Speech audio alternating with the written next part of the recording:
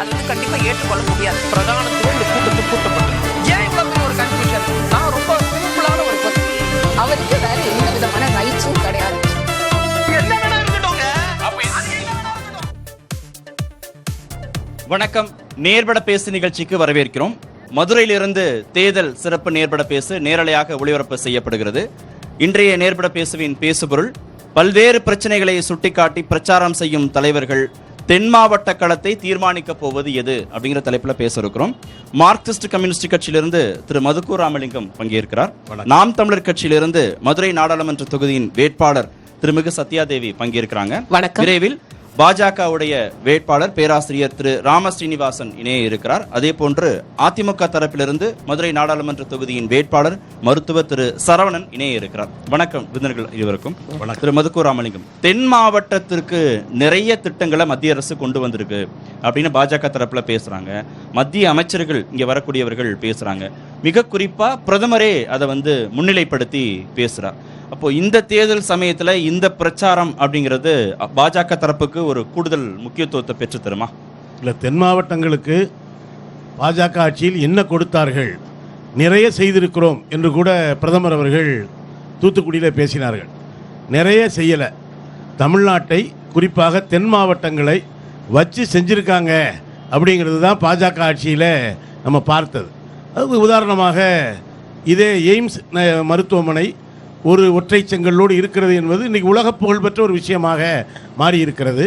இப்போ சமீபத்தில் தான் தேர்தல் அறிவிக்கிறதுக்கு முதல் நாள் தான் இன்னொரு கல்லை வச்சு ஒரு பூமி பூஜை என்பது மதுரை எய்ம்ஸ் மருத்துவமனைக்காக நடத்தியிருக்கு. ஏன்னா இது திரும்ப திரும்ப ஒரு கல் ஒத்தக்கல் மூக்குத்தி மாதிரி ஒத்தக்கல் செங்கல் ஆஸ்பத்திரி அப்படி சொல்கிறாங்களேன்ட்டு அதுக்கு மறுகல் துணையாக வச்சுருக்கிறாங்க. இதுதான் எய்ம்ஸ் மருத்துவமனை. மதுரைக்கு மட்டுமல்ல, இந்த எய்ம்ஸ் மருத்துவமனை வந்திருந்தால் தென் மாவட்டங்களுக்கு மட்டுமல்ல, கேரளா உள்ளிட்ட தென் மாநிலங்களுக்கே உதவியாக இருந்திருக்கும். அது இன்னும் அப்படியே தான் இருக்கிறது என்பது ஒன்று. அதே போல் பார்த்திங்கன்னா, இங்கே ராமருடைய பெயரை சொல்லி அயோத்தியிலே ஒரு பிரம்மாண்டமான பாபரி மசூதி இடிக்கப்பட்ட இடத்திலே ஒரு கோயிலை கட்டியிருக்கிறார்கள். அதன் மூலம் சுற்றுலாத்துறை வளரும் அப்படின்னு சொல்கிறாங்க. ஆனால் இதே தென் மாவட்டத்தில் தான் ஒரு 150 ஆண்டுகால கனவு என்பது சேது கால்வாய் திட்டம். அது வந்திருந்தால் நம்ம இலங்கையை சுற்றி உலக கப்பல்கள் வர வேண்டிய அவசியம் இருந்திருக்காது.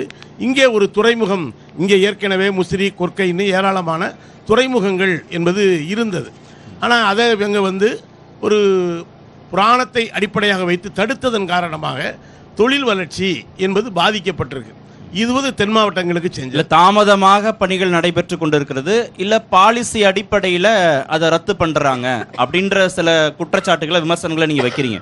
ஆனால் குலசேகரப்பட்டினம் ராக்கெட் ஏவுதளம் 17,500 கோடி ரூபாய்க்கான திட்டங்கள் கொண்டு வந்திருக்கு அப்படின்னு செய்தது குறித்து பிரதமர் பேசும்போது அது வாக்காளர்கள் மத்தியில் தாக்கத்தை ஏற்படுத்தாதா? அந்த திட்டம் துவக்கப்பட்டது காங்கிரஸ் தலைமையிலான ஐக்கிய முற்போக்கு கூட்டணி ஆட்சியின் பொழுதுதான் அது உருவாக்கப்பட்டது.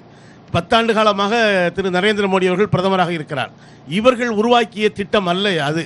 குலசேகரத்தில் ஏவுகணை தளம் என்பது பல முறை திராவிட முன்னேற்ற கழகம் வலியுறுத்தி இருக்கு.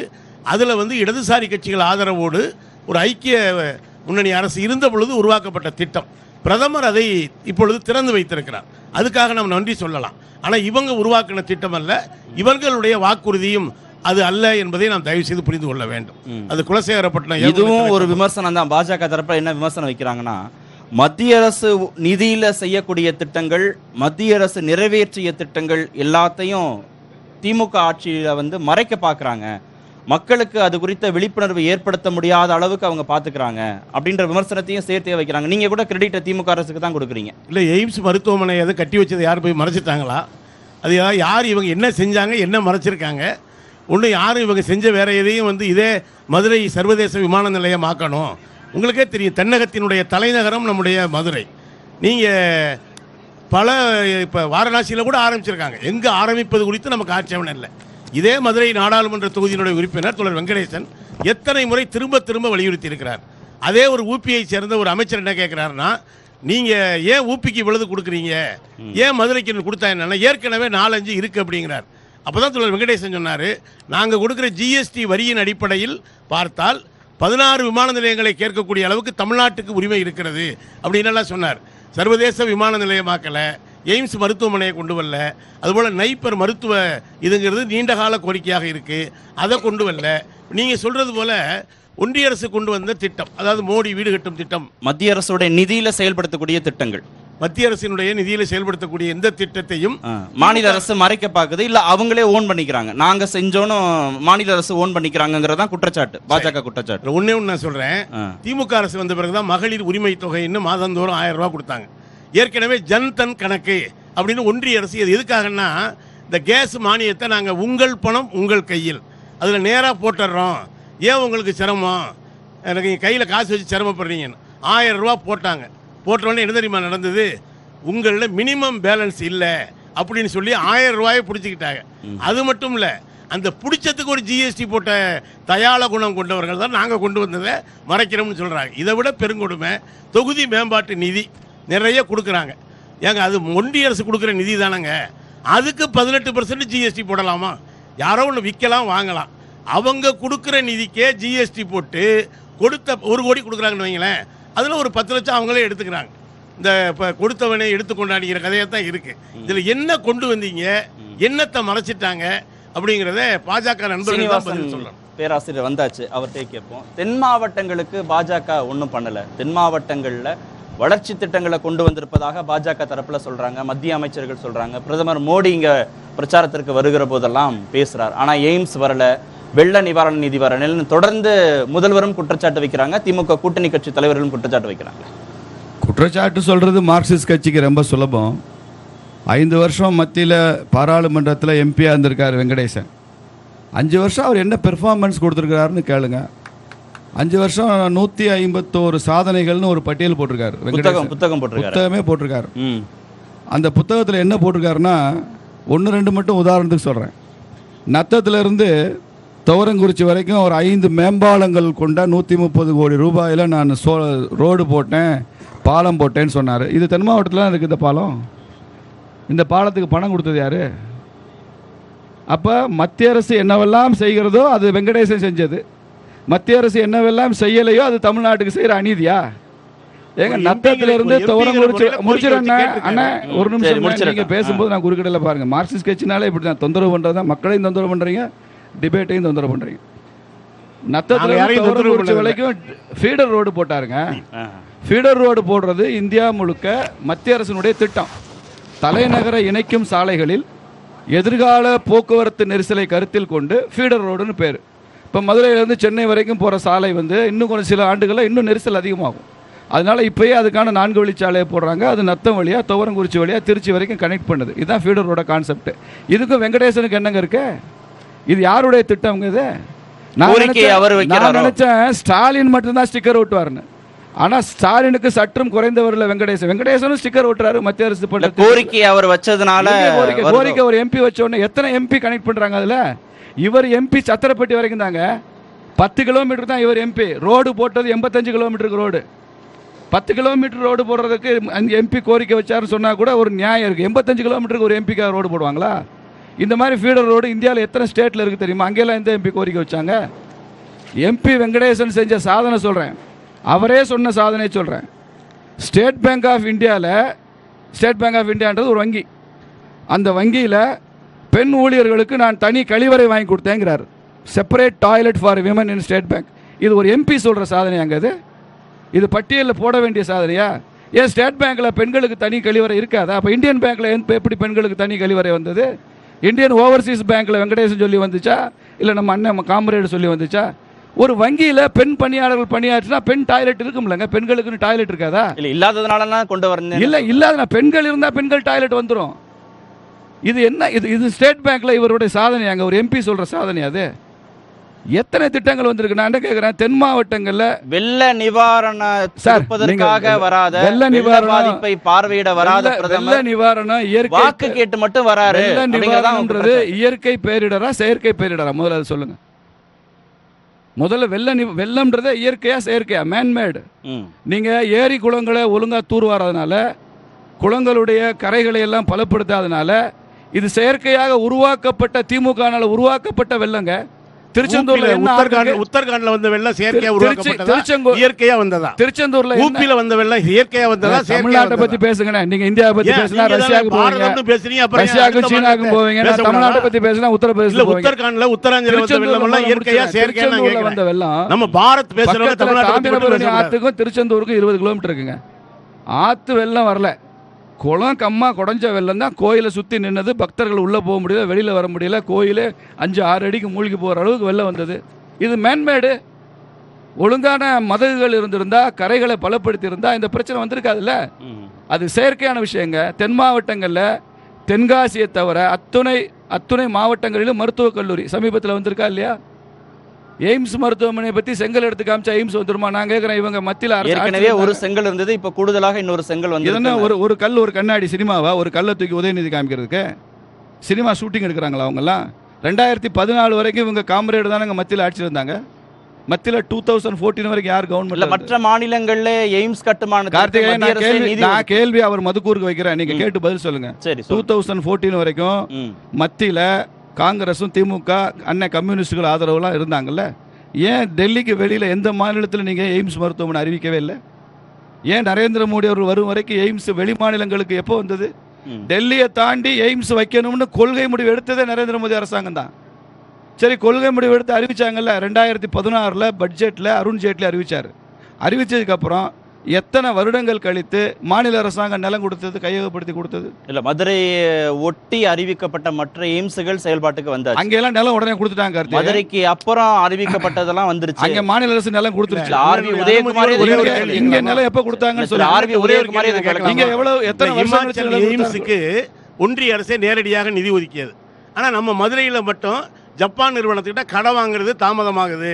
எனவே தான் மதுரை எய்ம்ஸ். நான் என்ன கேட்குறேன், இமாச்சலுக்கு ஒரு நீதி அது ஒன்றிய அரசு நேராக ஃபண்டு பண்ணுது. ஏன் மதுரைக்கு மட்டும் ஜப்பான் நிறுவனத்தில் போய் கடன் வாங்கணும்? இமாச்சல் போலவே ஒரே நேரத்தில் தான் நம்முடைய மரியாதைக்குரிய பிரதமர் அவர்கள் இமாச்சல் எய்ம்ஸையும் அறிவிச்சாங்க, மதுரை எய்ம்ஸையும் அறிவிச்சாங்க. இது நிலம் கொடுக்கறது அதிமுகவே மறுத்துருச்சு. அதிமுக ஆர்பி உதயகுமார் விளக்கம் கொடுத்துட்டார். நாங்க எங்களுடைய ஆட்சி காலம் முடியும் முன்பே நாங்க நிலத்தை கொடுத்தோம். ஆட்சி காலம் 2021 முடிஞ்சதுங்க. எய்ம்ஸ் அறிவிக்கப்பட்டது 2015. பிரதமர் அடிக்கல் நாட்டினது 2019 ஜனவரி. 2018 டிசம்பரில் தான் அவங்க நிலைமை கொடுத்தாங்க. அவங்க ஆட்சி காலம் முடியல. உதயகுமார் சொல்றது சரிதான். ஆனால் அறிவிக்கப்பட்டது எத்தனை வருஷம் கழிச்சு கொடுத்தாங்க? 21ஆம் ஆண்டுக்கு முன்பே நிலத்தை கையகப்படுத்தி கொடுத்துட்டோன்றாரு. ஆமாங்க, அதை தான் நான் சொல்றேன். பட் அறிவிக்கப்பட்டது எந்த ஆண்டு? 15. கொடுக்கப்பட்டது 19. 4 வருஷம் இடைவெளிக்கு யார் பொறுப்பு? அதுக்கப்புறம் இருக்கிற காலகட்டங்கள்ல ஏன்? அதான் சொல்றேன். இவர் இமாச்சல் எய்ம்ஸ் சொன்னார்லங்க. இமாச்சல் எய்ம்ஸ் சின்னது, 400 கோடி பட்ஜெட் தான். மதுரை எய்ம்ஸ் 2800 கோடி பட்ஜெட். இது ஒட்டுமொத்த இந்தியாவுக்குமான எய்ம்ஸுங்கிறதுனால இதில் ஹிமாச்சலை விட, சின்ன மாநிலங்களை விட படுக்கை வசதிகள் அதிகம், ஆராய்ச்சி படிப்புகள் அதிகம், மாணவர் சேர்க்கை அதிகம். அதனால இதை பெருசா பிளான் பண்றாங்க. டெல்லிக்கு அப்புறமா 2வது பெரிய எய்ம்ஸ் மதுரை தான். அதனால பெரிய ஒரு நிறுவனத்தோட எம்ஓஐ சைன் பண்றாங்க. அடுத்த சுற்றுல இது குறித்து நம்ம பேசுவோம். நீங்க என்ன செய்யணும்னு தெரியல. நீங்க புதிய சின்னத்தோட களம் இறங்க போறீங்க திருமிகு சத்யாதேவி. களம் எப்படி உங்களுக்கு சாத்தியப்படும் நம்புறீங்க? நாங்கள் மக்களை நம்பிதான் களத்துல இருக்கிறோம். புதிய சின்னம் அப்படின்னாலும் எல்லார் கையிலையும் எங்க சின்னம் தான் இருக்கு அப்படின்றத மக்களுக்கு தெரியப்படுத்திக்கிறோம். இப்ப உங்கள் கையில இருக்கட்டும், மதிப்புக்குரிய அண்ணன் அவர்கள் கையில இருக்கட்டும், இந்த அண்ணன் கையில இருக்கட்டும், எல்லார் கையிலையும் எங்க சின்னம் தான் இருக்கு. நாங்கள் ஆட்சிக்கு நிச்சயம் வருவோம். ஏன்னா நாங்க நல்லது செய்வோம் அப்படின்ற நம்பிக்கை மக்களுக்கு இருக்கு. இந்த 3 கட்சிகளுமே நாங்க இதை செஞ்சோம் அதை செஞ்சோம்னு சொல்றாங்க. அப்படி நீங்க எல்லாமே செஞ்சீங்க அப்படின்ற நம்பிக்கை உங்களுக்கு இருந்துச்சுன்னா நீங்க எந்த கட்சிகளோடையும் கூட்டணி போடணும்ன்ற அவசியம் கிடையாது. நாங்க இதெல்லாம் செஞ்சோம், அதனால நாங்க தனித்து நின்ற வெற்றி பெறுவோம்ன்ற நம்பிக்கை அவர்களிடமே இல்லாததுனால தேர்தலுக்கு முன்பாகவே கூட்டணிகளை தேடிதான் கட்சிகள்லாம் ஓடுது. அண்ணன் சொன்ன மாதிரி நீங்க தேசிய அளவுல இது நாடாளுமன்ற தேர்தல், தேசிய அளவுல ஒரு பெரிய கூட்டணி, இல்ல மாநில அளவுல ஒரு பெரிய கூட்டணி, இதெல்லாம் அமைக்கக்கூடிய கட்சிகளே ரொம்ப திணறலா இருக்கிற போது, நெருக்கடியை சந்திக்கிற போது தனித்து போட்டிங்கிறது உங்களுக்கு எப்படி இதுல களத்தை கையகப்படுத்த வாய்ப்பு கொடுக்கும்? கூட்டணிங்கிறது இப்போ ஒன்றும் இல்லை. திமுக கூட்டணியும் காங்கிரஸ் கூட்டணியும் ஒரே கூட்டணியில இருக்காங்க இப்ப பாராளுமன்ற தொகுதியில. இப்ப அவங்களோட தேர்தல் அறிக்கை என்ன? தனியா காங்கிரஸ் தலைவர் செல்வ பெருந்தகைட்ட கேட்குறாங்க, உங்களோட தேர்தல் அறிக்கை என்ன அப்படின்னு. அவர் மழுப்பி பதில் சொல்றாரு. முதல்ல கூட்டணியில இருக்கும் போது அவங்களுக்கான தேர்தல் அறிக்கையே ஒரே கூட்டா வெளியிட முடியல. அதே மாதிரி மதிப்பிற்குரிய ராம ஸ்ரீனிவாசன் அண்ணன் இருக்காங்க, அவங்க பாரதிய ஜனதா கட்சியில இருந்து இதுதான் தேர்தல் அறிக்கை அப்படின்றத வெளியிட்டு இருக்காங்க. ஆனா எதற்காக அவங்க கூட்டணியில இருக்க பாமக தனியா ஒரு தேர்தல் கூட்டணி அறிக்கையை வெளியிடணும்? அவங்க தனியா ஒரு தேர்தல் அறிக்கையை வெளியிட்டு இருக்காங்க. நான் என்ன கேட்கிறேன், நீங்க 2 பேரும் கூட்டணியில இருந்து ஒரு பொதுவான ஒரு தேர்தல் அறிக்கையே வெளியிட முடியலையே, நீங்க எப்படி ஒரு பொதுவான கொள்கையோடு மக்களை வழிநடத்த செல்வீங்க அப்படின்ற கேள்வியை நான் இப்ப மக்கள் முன்னாடி வைக்கிறேன். கொள்கை அடிப்படையில தான் தேர்தல் வெற்றிங்கிற அடிப்படையில தான் கூட்டணி. ஆமா. வெவ்வேறு கொள்கை நிலைப்பாடுகள்ல மாறுபட்ட நிலைப்பாடு இருக்கிற கட்சிகள் கூட சேர்ந்துக்கிறாங்க தானே? என்ன சொல்றீங்க? மொழி அடிப்படையில பல்வேறு விஷயங்கள்ல மாறுபட்ட கொள்கையில் இருக்கக்கூடிய கட்சிகள் கூட தேர்தல் மாறுபட்ட கொள்கைகள்னு வரும்போது நீங்க எதன் அடிப்படையில் ஒரு பொது அஜெண்டா, இப்ப இந்தியா கூட்டணிக்குனா பாஜகவை தோற்கடிக்கணுங்கிற ஒரு பொது அஜெண்டா இல்ல, ஒண்ணும் பாஜக கூட்டணிக்கு இந்தியா கூட்டணியை நீங்க தோற்கடிக்கணுங்கிற ஒரு ஒருத்தர் பொது ஒருத்தர் அஜெண்டா. தோற்கடிக்கணும்ன்ற மட்டும்தான் நோக்கத்தோட செயல்படுறீங்களே தவிர மக்களுக்காக என்ன நல்லது செய்யணும்ன்ற நோக்கத்தை யாருமே சொல்ல மாட்டீங்களே. இவங்களை தோற்கடிக்கணும், அவங்கள தோற்கடிச்சு நாங்க வரணும், நீங்க 10 வருஷமா நாங்க 10 வருஷம், நீங்க 5 வருடமா நாங்க 5 வருடம், மாறி மாறி நீங்க யார் வெற்றி பெறணும், யார் ஆட்சி கட்டுல பிடிக்கணும்ன்ற அந்த ஒரு போட்டியில தான் இருக்கீங்களே தவிர யாருதான் மக்களுக்காக நிக்கிறது? இதுதான் என்னோட கொள்கை. ஒரே ஒரு கேள்வி, நான் ஒரு கேள்வி மட்டும் உங்கள்ட்ட கேட்டு வந்தேன். சரி, நீங்க ஒரே தீர்மானத்துல சரி, நீங்க கடந்த 5 ஆண்டுகள்ல நீங்க சாத்தியப்படுத்தணும்னு நினைக்கிற மாற்று அரசியலை இத்தனை ஆண்டுகளாக உங்களால சாத்தியப்படுத்த முடியுதா? இனிமே சாத்தியப்படுத்தணுங்கிற நம்பிக்கை உங்களுக்கு நடக்கிறதுக்கான வாய்ப்பு இருக்கா? ஏன்னா அதிமுகவுக்கான மாற்றுன்னு நீங்க வச்சதை இப்ப பாஜக ஒரு புதிய கூட்டணி மூலமாக சாத்தியப்படுத்துற இடத்துக்கு நகர்ந்துட்டாங்களே. உங்கள்கிட்ட இருந்த அந்த வாய்ப்பை பாஜக இப்ப தமிழ்நாட்டில் சாத்தியப்படுத்தணும்னு நினைக்கிறாங்களே. அண்ணனோட நினைவிற்கு எங்களுக்கு வாய்ப்பு மக்கள் ஒவ்வொரு தேர்தலை விட அடுத்த தேர்தலுக்கு மக்கள் எங்களுக்கு ஆதரவு அதிகமாக தான் கொடுத்துருக்காங்க. எங்கள் கட்சி ஆரம்பமான தேர்தலுக்கும் அதற்கு அடுத்த கட்ட தேர்தலுக்கும் எங்களோட வாக்கு எண்ணிக்கை கணிசமான அளவு உயர்ந்திருக்கு அப்படின்றது நம்மளோட புதிய தலைமுறை செய்தி. கரெக்ட். அரசியல் அதிகாரத்தை நீங்க பெறுவதற்கான சாத்தியக்கூறு இருக்கான்னு நிச்சயமா இருக்கு, நிச்சயமா சாத்தியம் இருக்கு. அப்படின்றதுனாலதான் 40 தொகுதிகள்லையுமே நாங்க தனித்து போட்டிடுறோம். தனித்து இல்ல, மக்களோடு. குறிக்கிட்டீங்க. முதல்ல சகோதரிக்கு வாழ்த்துக்கள். ஏன்னா நாம் தமிழர் கட்சியினுடைய வேட்பாளர் தமிழ்ல பேசுறாங்க. ஏன்னா விருதுநகர்ல ஒரு வேட்பாளர் அந்த படிவத்தை வாசிக்க சொன்ன பொழுது, நீ மாவட்ட ஆட்சியரை நீங்களே வாசிங்க அப்படி நிலை இல்லாம சங்கம் வைத்து தமிழ் வளர்த்த மதுரையில் என்னுடைய ஆர்வியர் அண்ணன் சீமான் அவர்கள் ஒரு தமிழ் தெரிந்த தங்கையை நிறுத்தி இருக்கிறார். அதனால முதல்ல வாழ்த்துக்கள். நாங்கள் கூட்டணியே இருந்ததில்லை அப்படின்னு சொல்றாங்க இல்லையா? இதே நீங்கள் உங்கள் தலைவர் சீமான் தானே இலை மலர்ந்தால் இலை விரிந்தால் ஈழம் மலரும்னு நீங்கள் கடந்த காலத்தில் அதிமுக ஆதரிச்சிருக்கீங்க, வேறு பல கூட்டணியை ஆதரிச்சிருக்கீங்க.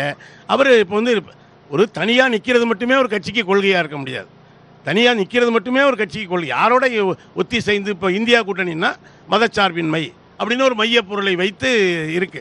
எனவே இப்போ சகோதரி சொல்வது போல யாரை தோற்கடிப்பு, இந்த தேர்தலை பொறுத்த வரைக்கும் யார் பிரதமராக வர வேண்டும் என்பதை விட யார் வரக்கூடாது என்பதுதான் முக்கியமான கேள்வி.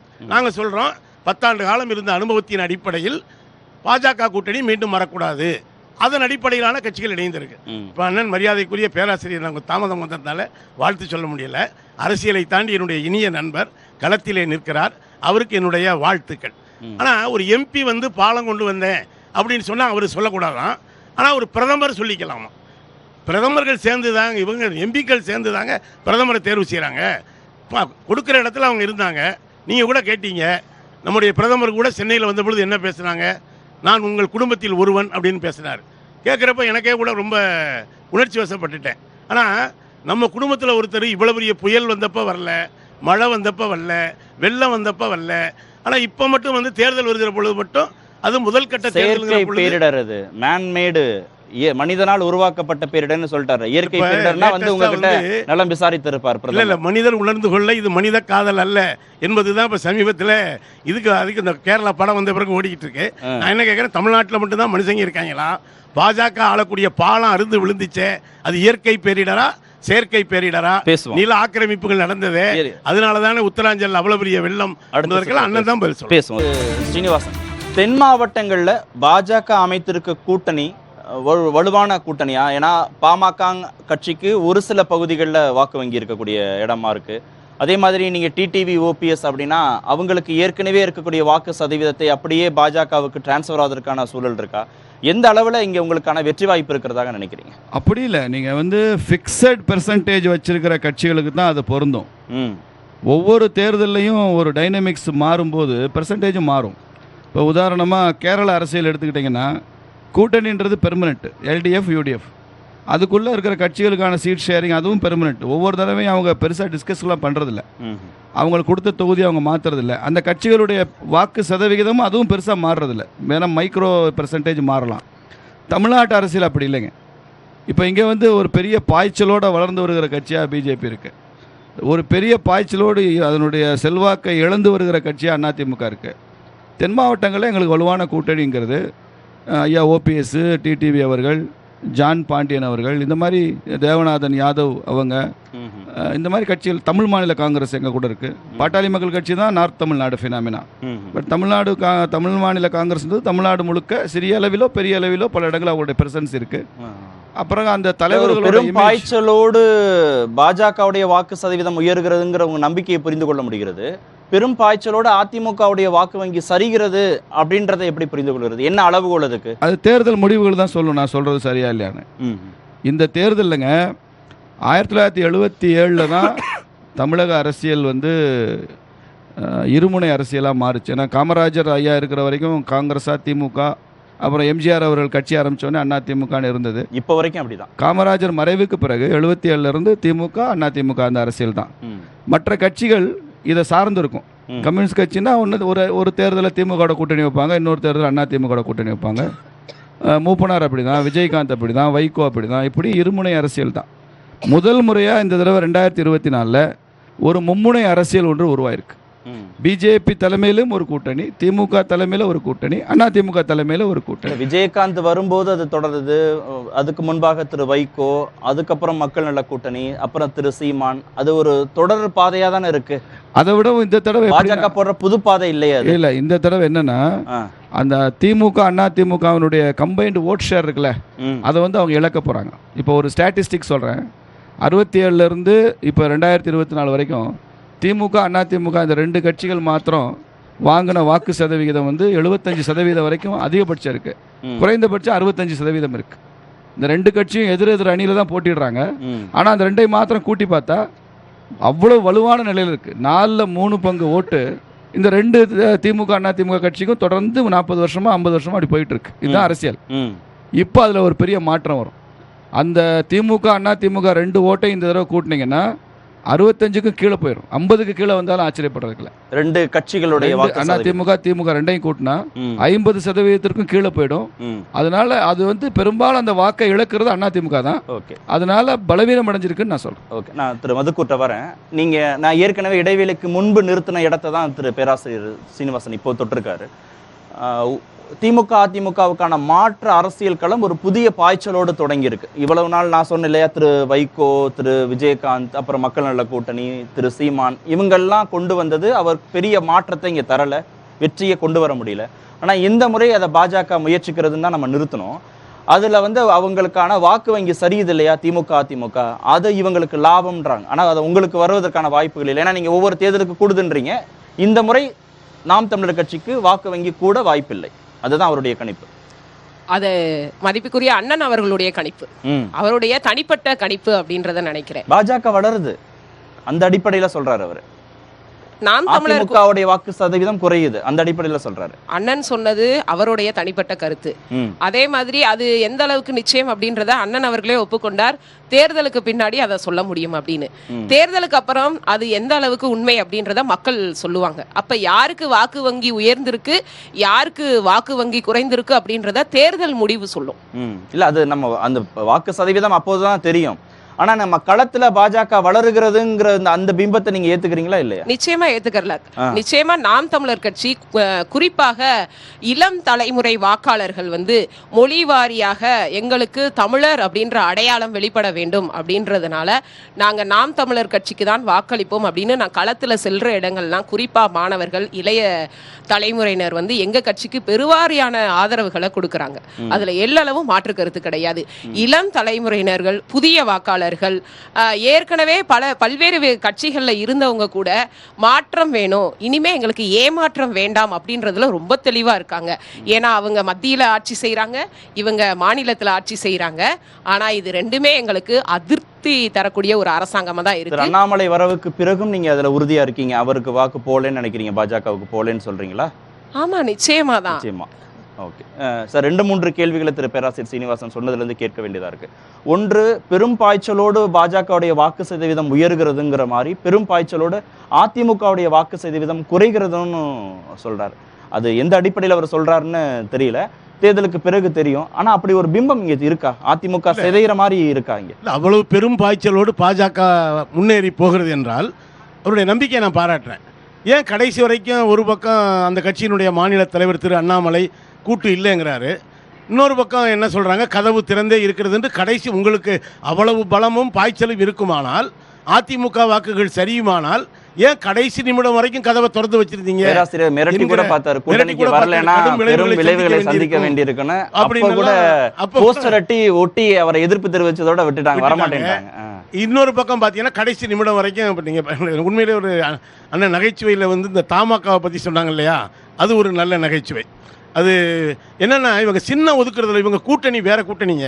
ஒன்று அமலாக்கத்துறை, வருமான வரித்துறை, மத்திய புலனாய்வுத்துறை, தேர்தல் ஆணையம். இங்கே பாருங்களேன், முதல்ல போய் விசிகா போய் பானை சின்னம் கேட்குறாங்க, மதிமுக பம்பரம் கேட்டுச்சு, 2 தொகுதியில் நின்னா தரம்னாங்க. விசிகா 2 தொகுதியில் நிற்கிது, கேட்டால் பானையை தரமாட்டேங்கிறாங்க, பம்பரம் தரமாட்டேங்கிறாங்க. இவங்களுக்கு கூட அந்த விவசாயி சின்னம் கிடைக்கல. அதனால தான் இப்போ மைக்கை கொடுத்துட்டாங்க. ஒருவேளை இவர் கேட்டு கொடுத்தாங்களா அவங்களா கொடுத்தாங்களான்னு தெரியல. அது ஒரு பக்கம் இருக்கட்டும், இது ஒரு பக்கம் இருக்கட்டும். ஆனால் அவங்க சில பெயர்களை சொன்னாங்க, நான் திரும்ப சொல்ல விரும்பலை. ஆனால் இது ஒரு ஜாதியை மதத்தை மையப்படுத்தி தான் இந்த கூட்டணி என்பது அமைக்கப்பட்டிருக்கு. ஆனால் ஏராளமான முரண்பாடுகள் இருக்குது. ஜாதி வாரி கணக்கெடுப்பு நடத்த வேண்டும் என்று நேற்று முன்தினம் வரை சொல்லி கொண்டிருந்த பாமக, ஆனால் இதே திரு அண்ணாமலை அவர்கள் கோவையில் என்ன சொல்கிறாங்க, நான் ஒன்றும் கோட்டாவில் ஐபிஎஸ் ஆகலை, நான் கோட்டாவில் படித்ததுக்காக பெருமைப்படுறேன், கோட்டாங்கிறதுக்காக அது ஒன்றும் சிறுமை கிடையாது. ஆனால் பாஜக வந்து அநேகமாக இடஒதுக்கீட்டையே ஏற்காத ஒரு கட்சி தான். அது எப்படி ஜாதிவாரி கணக்கெடுப்பு கேட்கிற ஒரு கட்சி ஒரே நேரத்தில் 2 பேர்ட்டையும் அதிமுகவுடையும் நம்பிக்கை இருக்கிறதுனால தானே சாதிவாரி கணக்கெடுப்பை வலியுறுத்தும் பாமக போய் சேர்ந்திருக்கு. பாஜக மேல நம்பிக்கை இல்லைன்னா பிரதான கோரிக்கையா வைக்கக்கூடிய பாமக போய் எப்படி கூட்டணியில் சேருவாங்க? இல்லை, ஜாதிவாரி கணக்கெடுப்பை பாஜக ஒத்துக்குதாங்கிறது அண்ணன் சொல்லட்டும். பாமகவினுடைய முக்கியமான கோரிக்கை. பாஜக அது இன்னைக்கு வரைக்கும் எனக்கு தெரிஞ்சு ஏற்கலை. ஜாதிவாரி கணக்கெடுப்பு என்பது பாஜகவுக்கு அநேகமாக இந்தியா கூட்டணியில் இருக்கிற எந்த கட்சிக்கும் அதில் கருத்து மாறுபாடு கிடையாது. ஆனால் பாஜக அது கூடாது, ஒருவேளை இப்போ சொல்லலாம், அண்ணன் சொல்லலாம், இல்லை எங்களுக்கு அப்படின்னா ஏற்கனவே அதை கொண்டு வந்திருக்கலாமே, ஜாதிவாரி கணக்கெடுப்பு கொண்டு வந்திருக்கலாம் அப்படிங்கிறது தான்.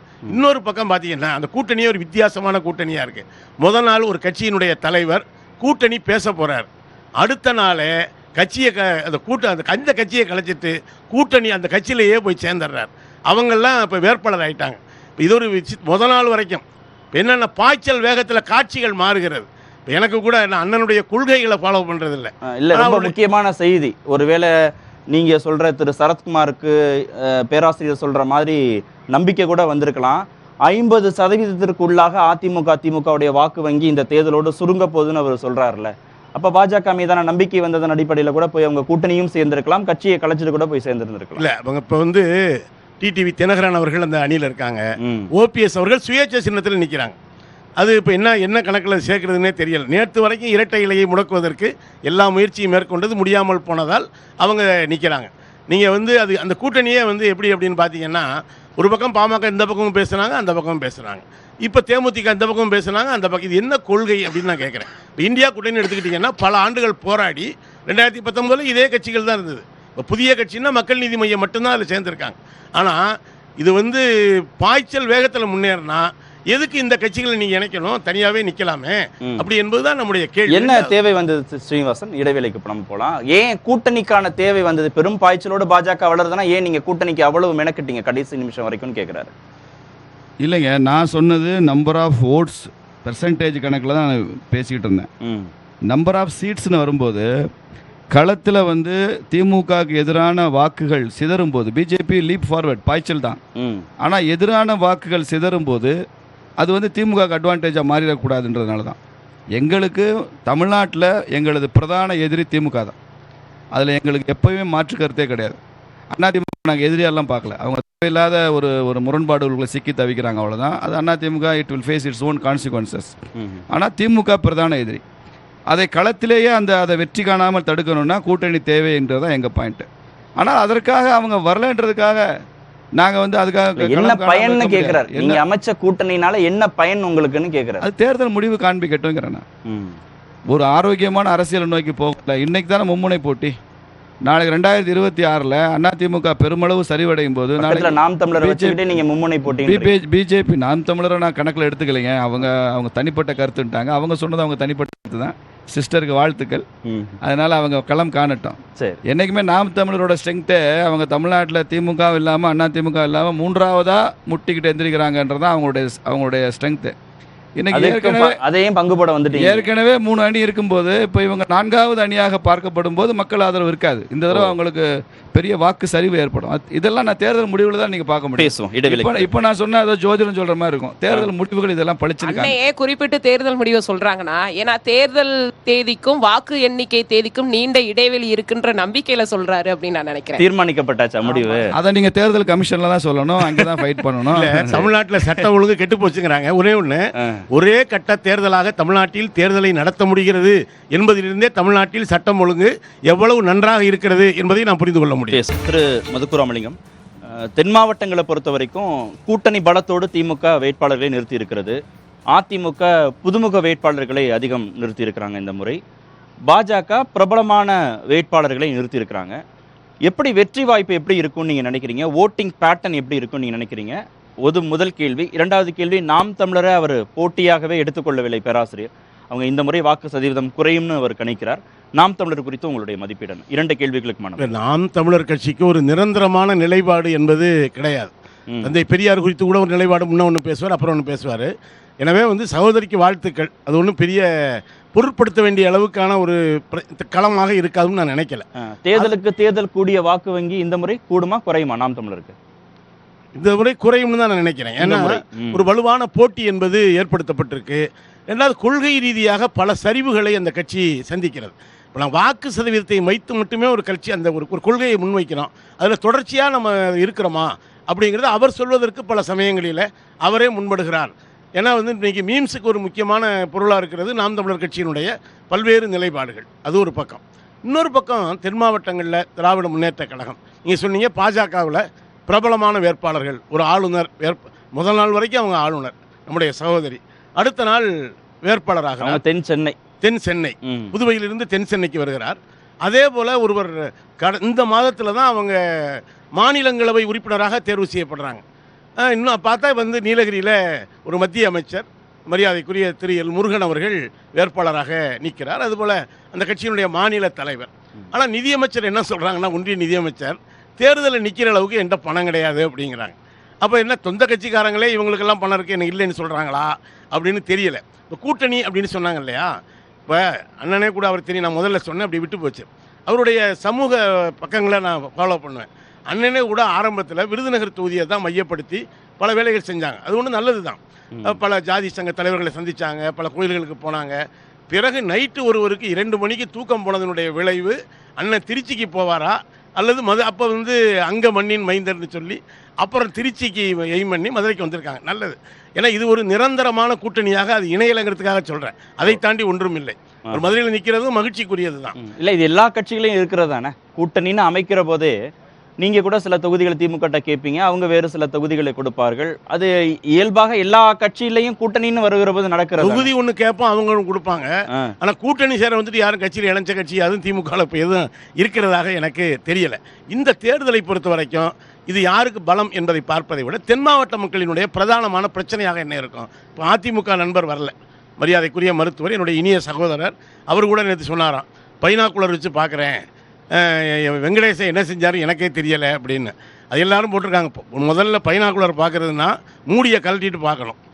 அப்படியே மூடியோடு வச்சு பார்த்தா ஒன்றும் தெரியாது. பைனாக்குலர் வச்சு அவர் வெங்கடேசனுடைய சாதனையை பார்க்குறதா சொல்கிறார். அவர் என்ன கட்சியில் இப்போ இருக்கார் என்பதையே மைக்ரோஸ்கோப் வச்சு தான் பார்க்கணும். அவருக்கே நினைவுபடுத்த வேண்டிய இடத்துல தான். ஏன்னா அண்ணனுக்கே இந்த அனுபவம் உண்டு. கடந்த முறை மதுரை வடக்கில் அண்ணனை வேட்பாளரை அறிவித்து பாஜக சார்பாக அடுத்த நாளே இவர் பாய்ச்சல் வேகத்தில் இங்கே திரும்ப அண்ணனுக்கு அந்த முறை வாய்ப்பு மறுக்கப்பட்டது. இந்த முறை அந்த வாய்ப்பு இல்லைன்னு வைங்க. எப்படி இருக்கும் ஓட்டிங் பேட்டர்ன்? மக்களுடைய தேர்வு எந்த அடிப்படையில் இருக்கும் தென் மாவட்டத்தை? நிச்சயமாக இது அடுத்து ஒன்றிய ஆட்சி யாருங்கிறது தானே. நிச்சயமாக தூத்துக்குடி துப்பாக்கி சூடு இங்கே ஒரு பிரச்சனையாக வராதா? அதே போல் சாத்தான்குளம் லாக்அப் டெத் யார் கடந்த ஆட்சியில் தான் நடந்துச்சு.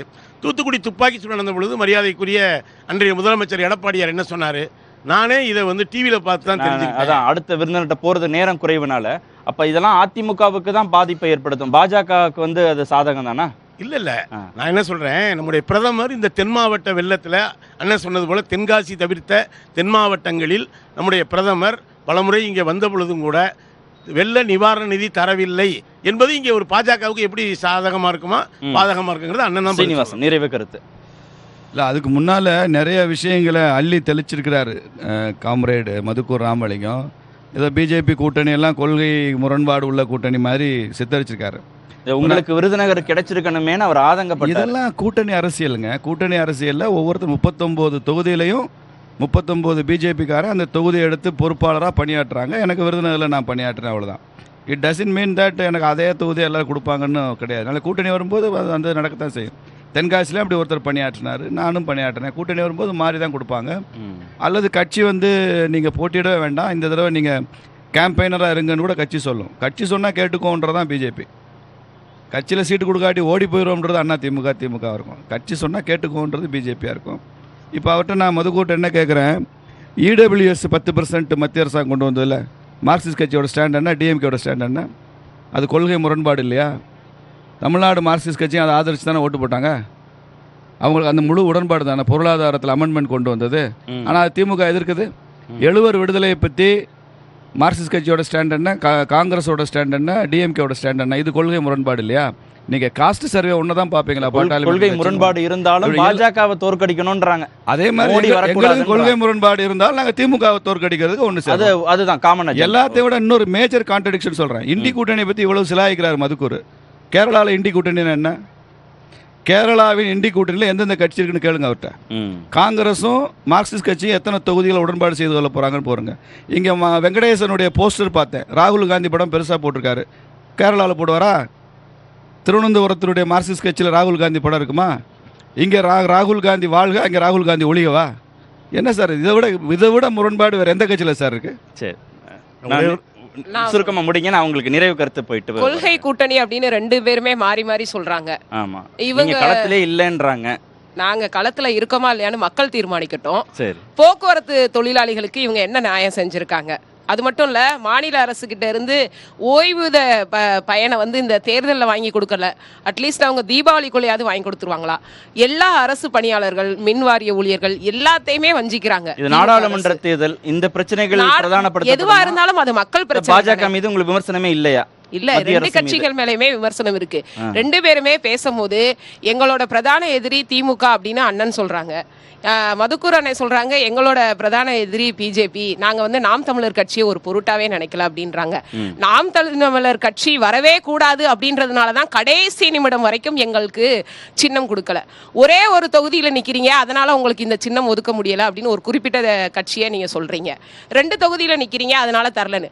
40 தொகுதிகளிலுமே தனித்து நிக்கிறோம். அதிலும் குறிப்பா பாரதியார் சொன்ன மாதிரி ஆணும் பெண்ணும் நிகரென கொள்வதால் தான் இவ்வுலகம் அறிவிலோங்கி தலைக்குமாம் அப்படின்னு சொல்லியிருக்காரு பாரதியார். 20 ஆண் வேட்பாளர்கள், 20 பெண் வேட்பாளர்கள், அத்துணை பேரும் நன்கு படித்த சான்றோர் பெருமக்களை நிப்பாட்டி இருக்க கட்சிக்கு ஏன் நாங்க கேட்ட சின்னத்தை கொடுக்கல? ஒளிவாங்கி மூலமா இதை கொண்டு போய் சேருங்க. மக்கள் தீர்ப்பு என்னவா இருக்கு? மக்கள் சின்னங்களை பார்க்க மாட்டாங்க, நல்ல சிந்தனைகளையும் நல்ல எண்ணத்தையும் பார்ப்பாங்க. அண்ணே பணம் இல்லைன்னு சொன்னாங்க, பணம் தேவையில்ல, மக்களுக்கு செயல்படணும், நல்ல நலத்திட்டங்களை வரணும்னா நல்ல மனம் இருந்தா போதும். நிகழ்ச்சியில் பங்கேற்ற அனைத்து நன்றி. நேர்பட பேச நிறைவு பெறுகிறேன்.